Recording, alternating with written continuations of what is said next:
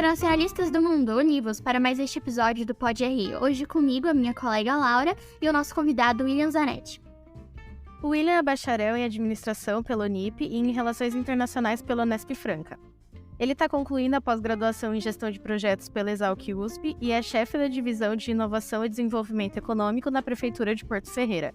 William, seja muito bem-vindo ao nosso episódio. Boa noite, pessoal. Obrigado pelo convite. Tá sendo uma honra ter sido chamado aí para falar um pouco mais sobre a área de atuação de um internacionalista na gestão pública, ainda que não seja diretamente na área de relações internacionais.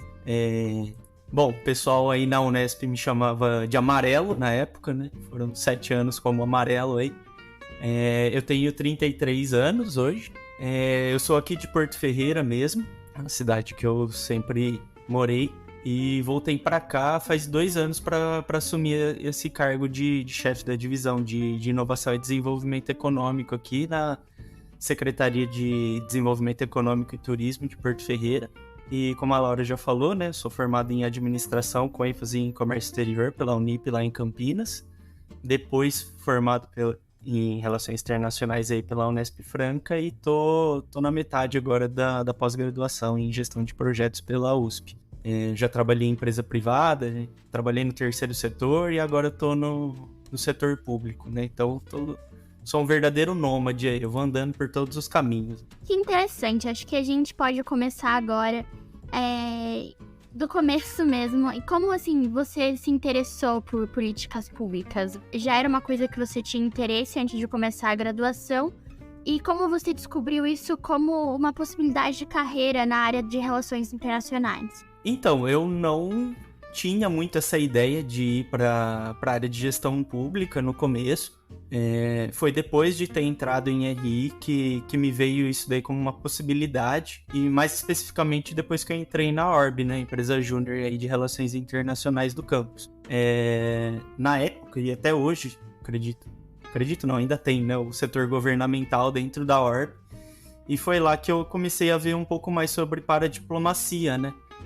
Como os entes federativos, né, os municípios, os estados trabalhavam as relações internacionais em níveis que não fossem o Ministério das Relações Exteriores, né, que antes da gente entrar a gente fica vislumbrando em ser diplomata e tal. A gente vê que é um pouco mais difícil, mas tem essa possibilidade um pouco mais acessível, né,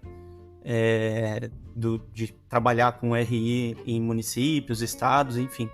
Então, acho que foi a partir dali que começou a me dar essa possibilidade de entrar para essa área da gestão pública. Quando a gente entra, né, no curso de RI, eu pelo menos não tinha muita noção que dava para ter essa área de atuação. E aí você falou que foi depois que você entrou na empresa júnior, né, que te deu esse gatilho, assim, de que seria uma possibilidade. Mas teve alguma matéria, assim, do curso que te influenciou? Matéria não, foi mais essa parte prática mesmo.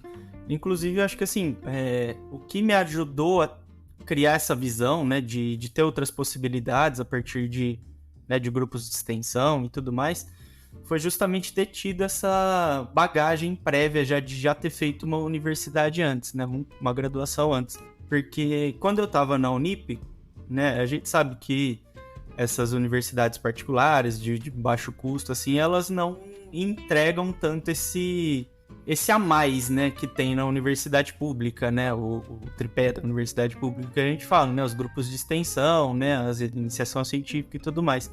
E na época da Unip, eu lembro que toda vez que eu participava de entrevistas, né, de dinâmicas de grupo, eu sempre via o pessoal de outras universidades mais caras ou de universidades públicas falando sobre a participação em empresa júnior, e eu via que eles se destacavam. Então, logo quando eu entrei na Unesp, eu já procurei saber se tinha alguma empresa júnior e logo no começo eu já tentei entrar. Eu não consegui no primeiro ano porque eu fui o último telebicho, então já tinha passado todos os processos seletivos, eu tive que esperar o meu segundo ano. Mas aí deu tudo certo, eu passei e aí eu comecei a trilhar esse caminho. E foi o que me abriu muitas portas, né? Porque por ter feito esse trabalho na empresa júnior, eu consegui um estágio no PNUD, lá em Brasília, que contou bastante no meu currículo para que depois eu conseguisse essa vaga aqui na prefeitura. né? Foram 2 experiências assim que saltaram os olhos dos entrevistadores aqui. Então acho que abriu bastante portas para mim nesse sentido.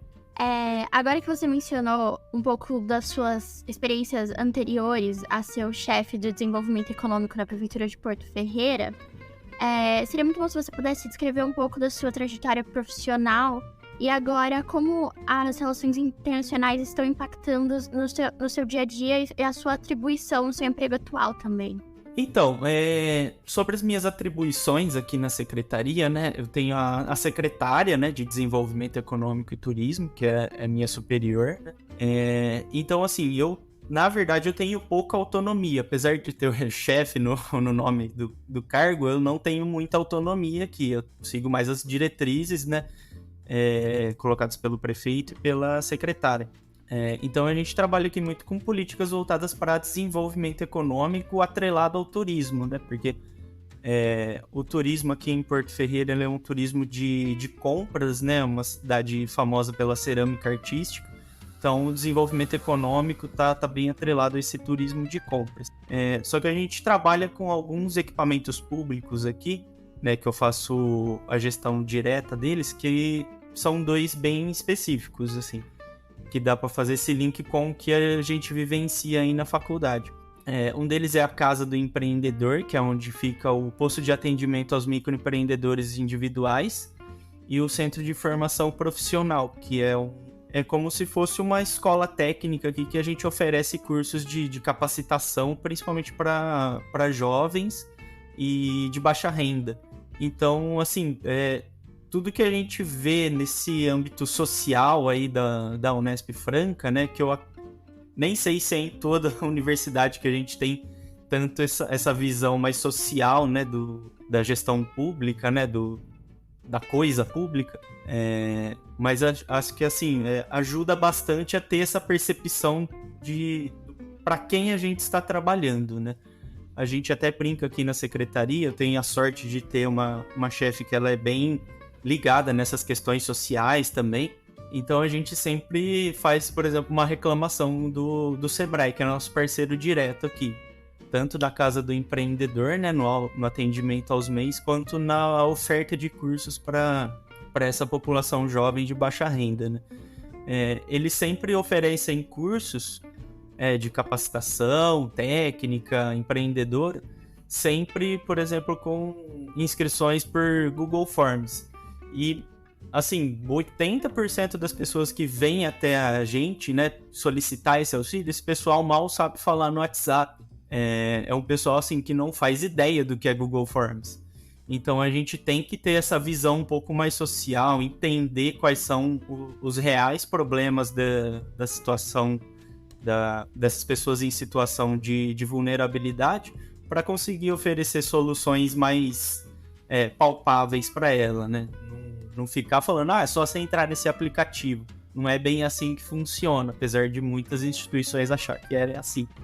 Então, acho que nesse sentido da gente ter essa visão bem social aí nas relações internacionais no campus de Franca, ela acabou me ajudando aqui no trabalho, no dia a dia, na formulação de políticas públicas voltadas para essa população mais vulnerável. Agora, falando um pouco do mercado, né?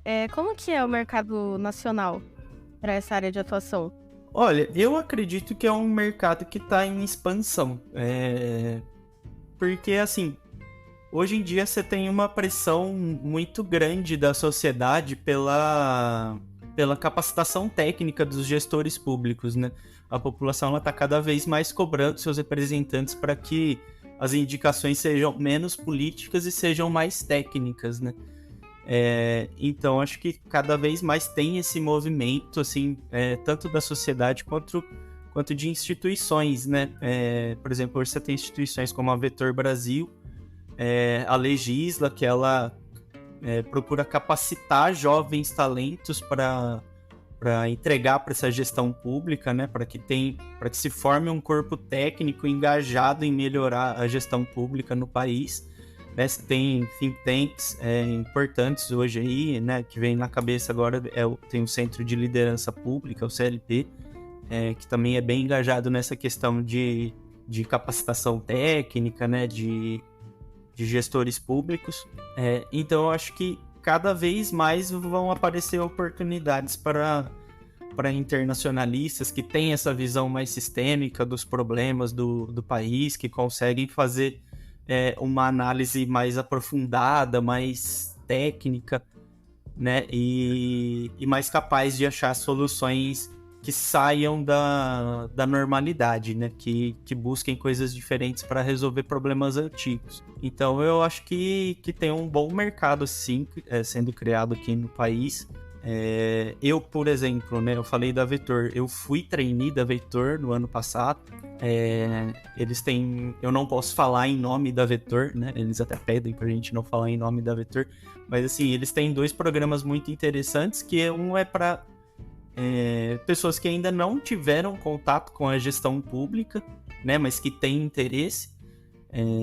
Então eles têm essas parcerias com governos estaduais, governos municipais, para alocar esses jovens que não têm, esses jovens, não necessariamente jovens, né, recém-formados, para alocar essas pessoas interessadas, engajadas na gestão pública em cargos dentro da administração pública.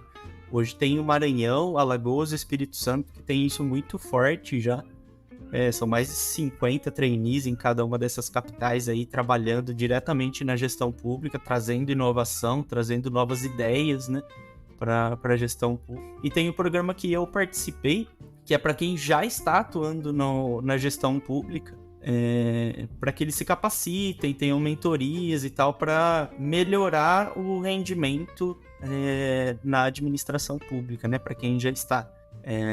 Então, acho que assim, a Legisla também tem alguns programas parecidos, eles fazem seleção para assessoria de parlamentares e tudo mais.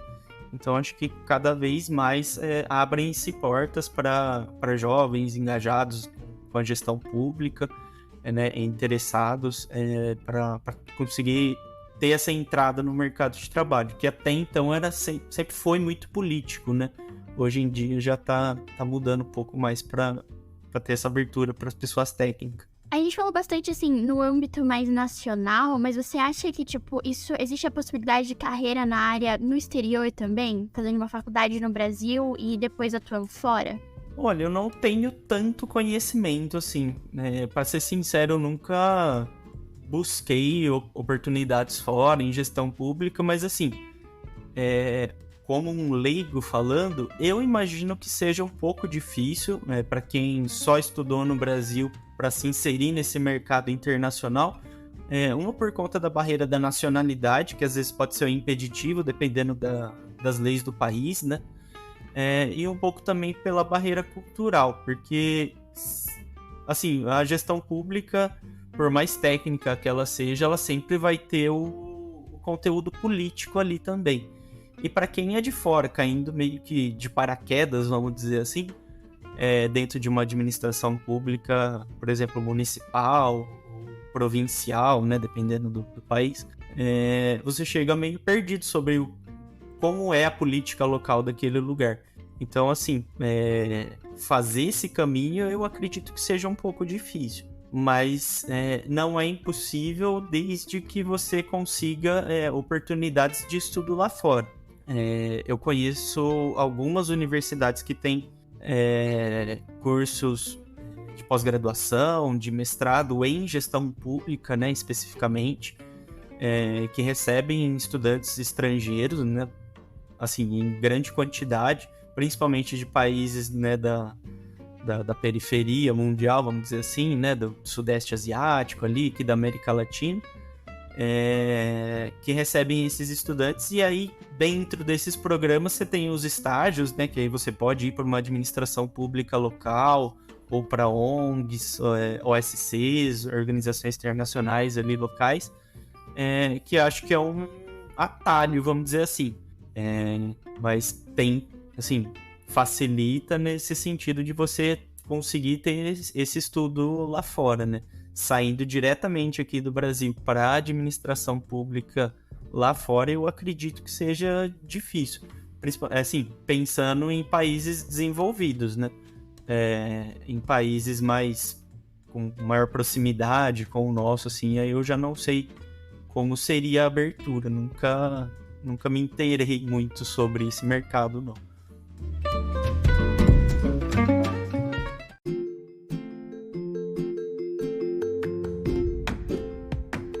Um pouco no começo do episódio você mencionou um pouco sobre como a paradiplomacia foi uma coisa que te encantou.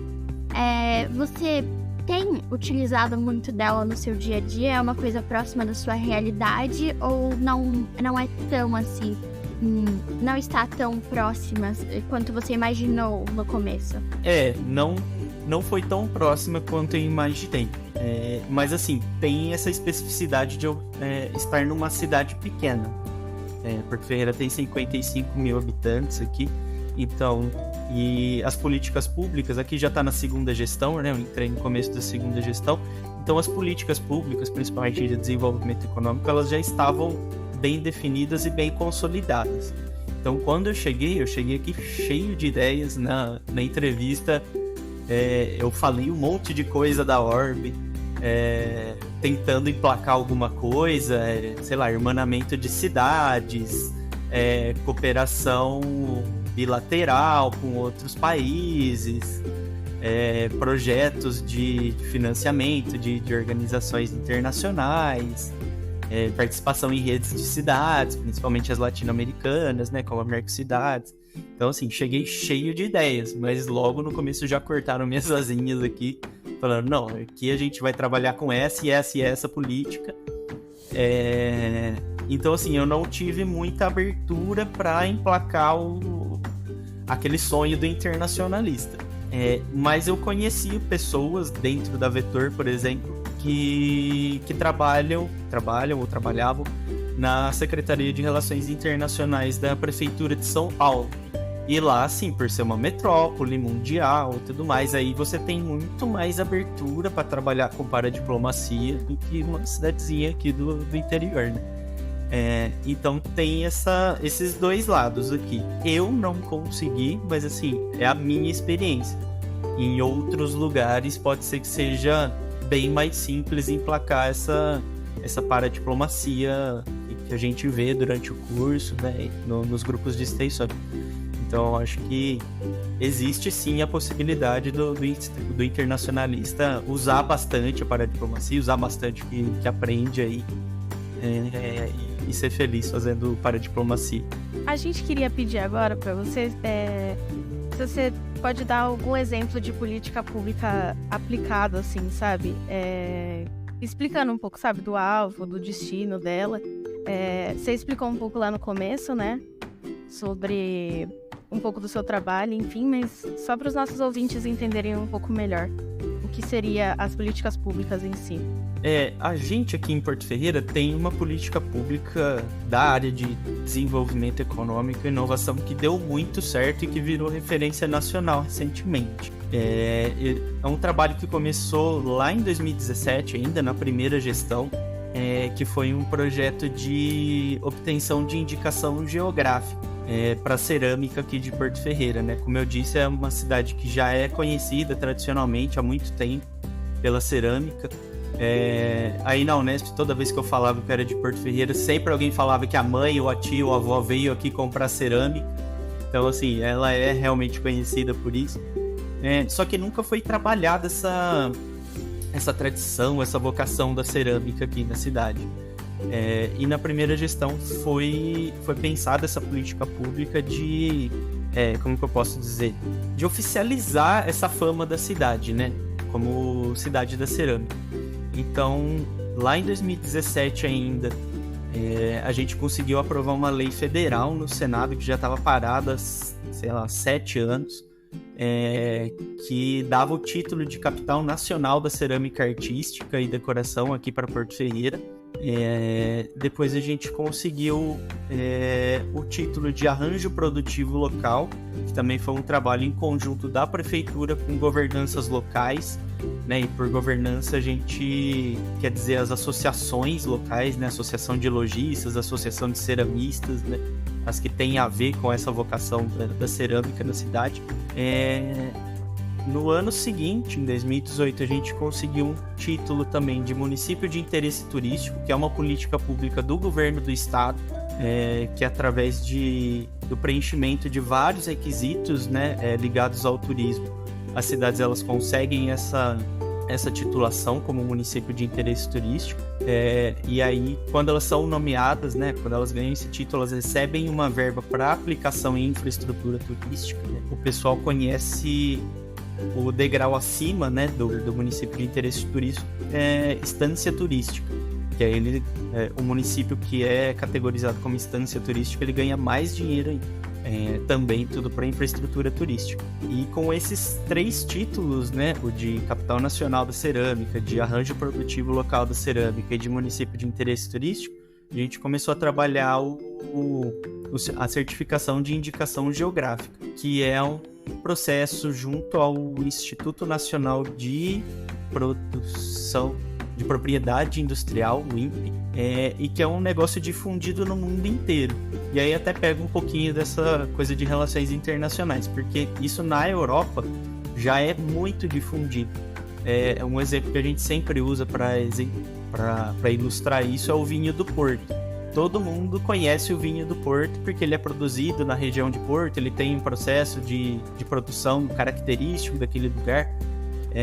O champanhe também, que é produzido lá na região de Champagne, da França.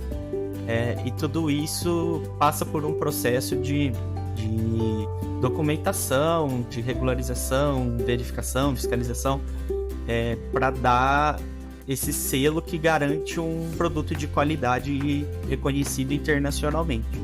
E isso foi feito aqui em Porto Ferreira com a cerâmica. Então, se criou todo um manual de como a cerâmica deveria ser produzida, contando toda a tradição de mais de 100 anos da cerâmica aqui de Porto Ferreira, que inclusive tem um caso curioso.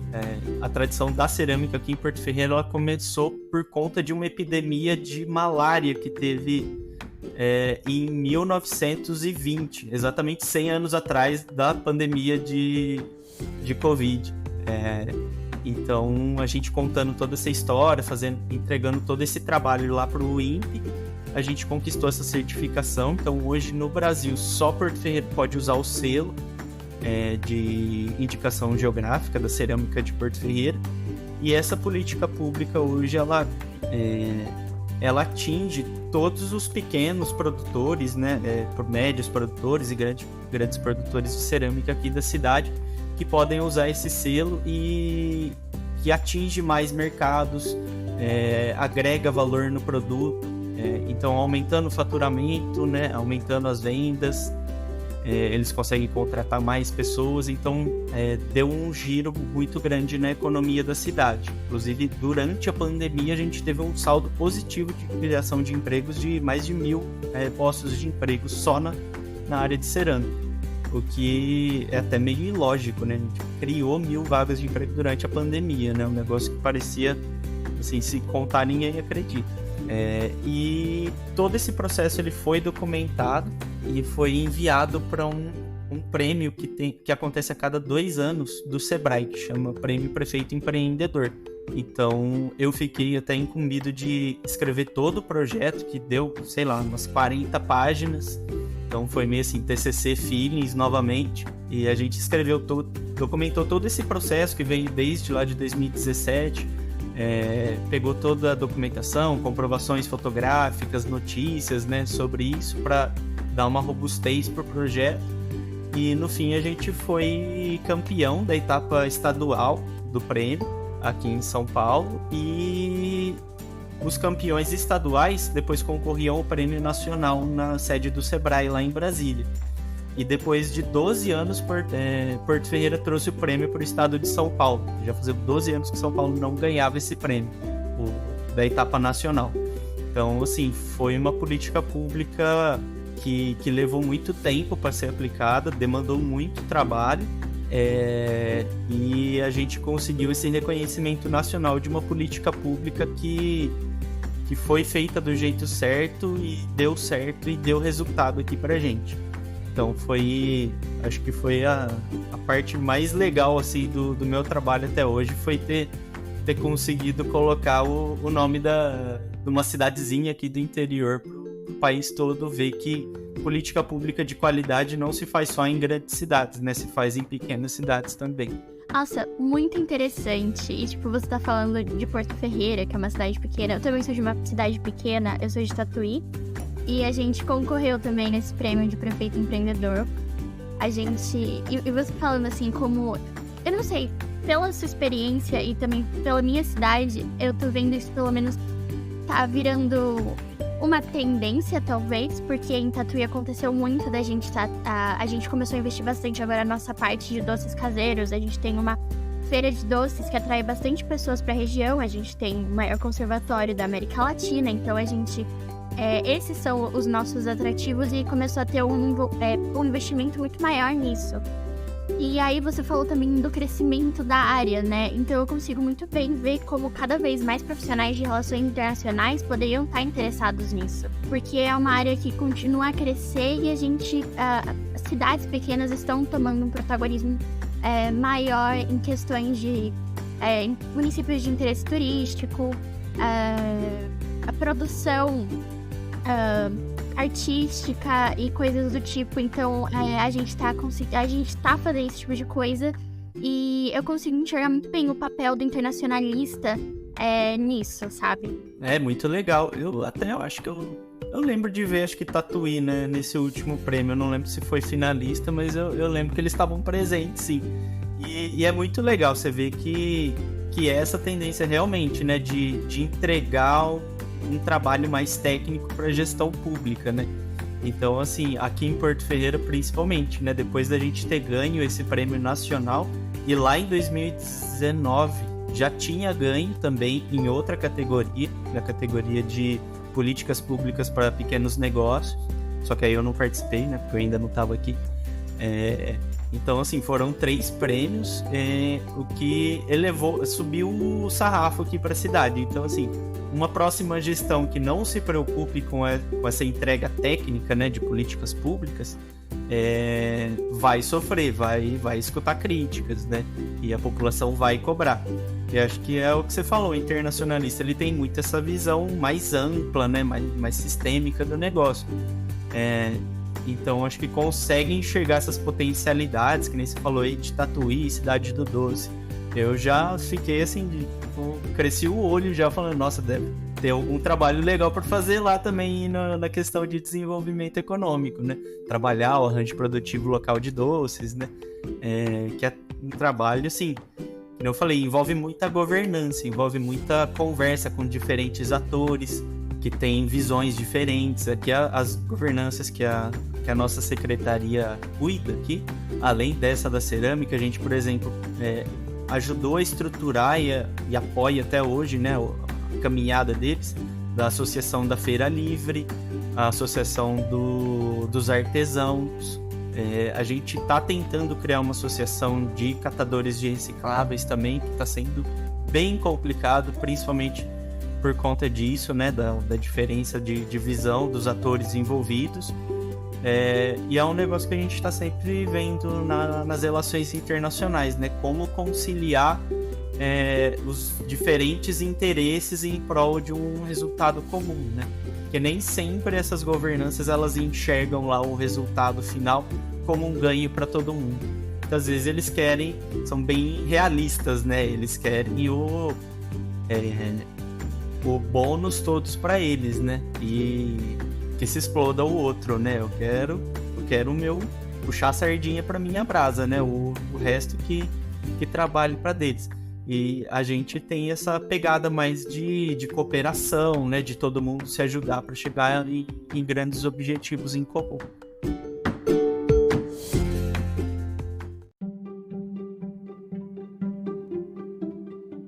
Nossa, eu achei muito interessante essa explicação que você deu, né? Esse exemplo de políticas públicas, porque deu para exemplificar bastante, assim, o impacto que tem, né? Assim, na prática, os resultados que as políticas públicas têm, enfim, a importância disso, né? Para finalizar, a gente queria saber se você tem alguma indicação para quem quiser seguir essa área, ou conhecer mais sobre ela, ou se preparar mesmo. Eu acho que o caminho é por aí, né, para a diplomacia, né, eu acho que, pelo menos eu comecei a ter esse interesse aí na paradiplomacia, acho que ela traz muitas coisas legais, assim, exemplos de políticas públicas interessantes para serem aplicadas nos entes federativos, né, independente de qual seja. E para entrar no mercado, acho que o principal é conseguir um estágio, né? Eu vi o quanto é difícil conseguir um estágio, apesar de ter conseguido aquele estágio no PNUD, que até foi bem difícil e que eu achei que ia abrir portas mais rápido, mas acabou demorando um pouquinho para abrir portas melhores, né? Que é essa onde eu tô agora. Então, eu acho que é procurar algum estágio que te dê a chance de trabalhar com políticas públicas mesmo, né? Que te dê a chance de entrar nessa área de gestão pública, mesmo que indireto, né?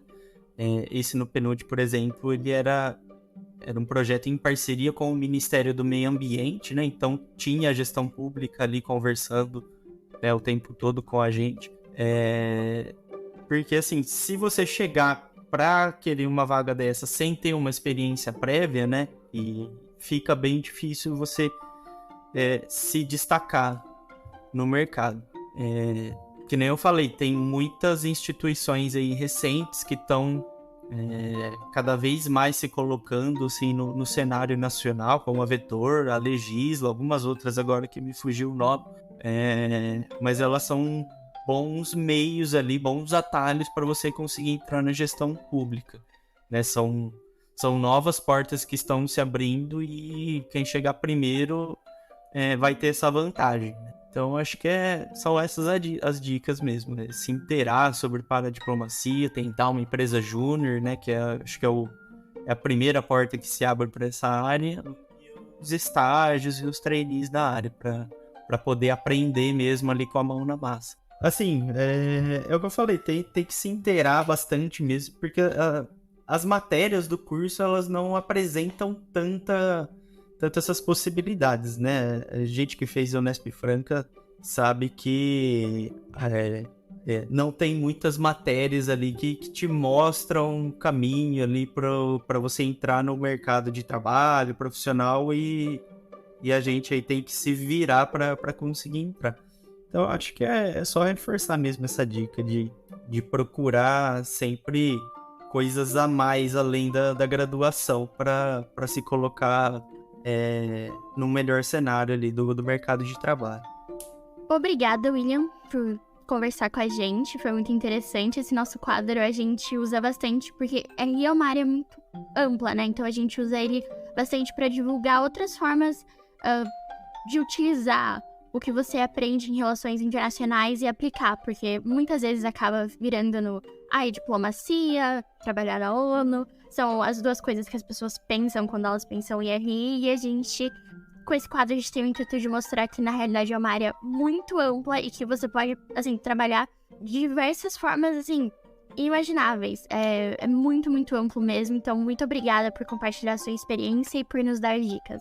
Não, obrigado pela oportunidade. Eu espero que tenha ajudado aí os nossos novos internacionalistas aí a se situarem mais, né, sobre como é trabalhar na gestão pública. Eu acho que para quem está começando aí, né, quem está na graduação, tem que tentativa e erro mesmo. Não tem que ficar pensando muito em criar uma carreira logo do começo. Eu acho que tem que batendo cabeça mesmo, tentando, experimentando as coisas diferentes. Eu acho que uma hora você acha o que te faz feliz, né?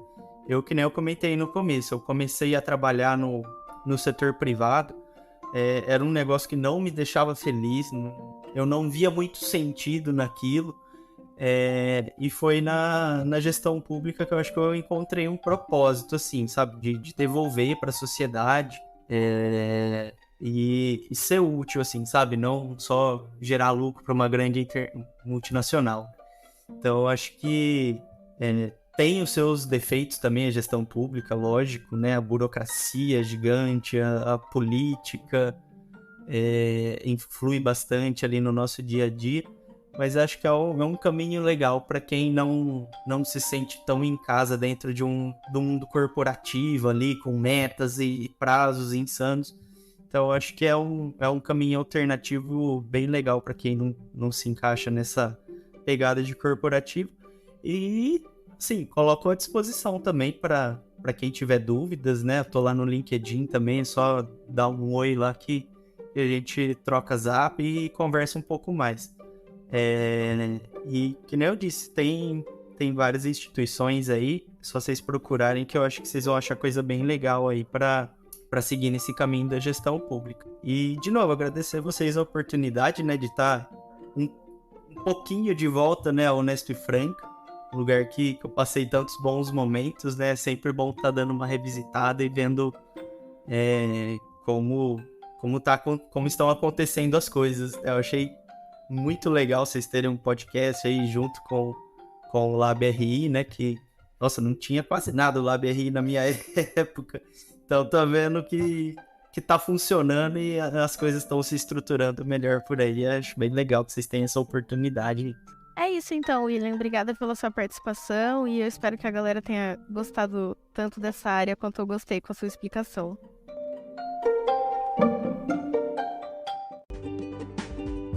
Muito obrigada por escutar mais um episódio do Pod RI, um projeto realizado em conjunto com o LABRE, Laboratório de Relações Internacionais da Unesp de Franca. Para mais informações, curiosidades, memes, episódios, siga a gente nas nossas redes sociais. Além disso, não esqueça de conferir a descrição aqui do episódio, que a gente costuma deixar alguns links relacionados ao tema da vez.